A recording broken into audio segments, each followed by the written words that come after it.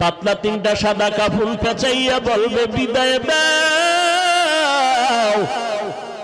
ওই কবরে রেখে দাও, মাটি চাপা দিয়া দাও। কই আমার মা, কই বাবা, কই আমার বোন, কই ভাই?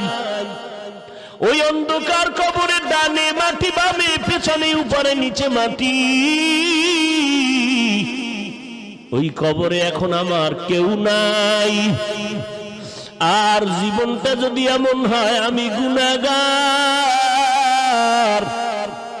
তখন আমার কবরে দেখব জাহান্নামের আগুন।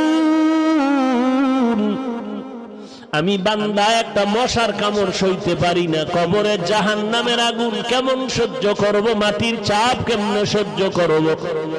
ও আল্লাহর বান্দা, কপাল বুঝি নষ্ট হয়ে গেল, গুনার কারণে দিলটা পাথর, চোখে পানি না।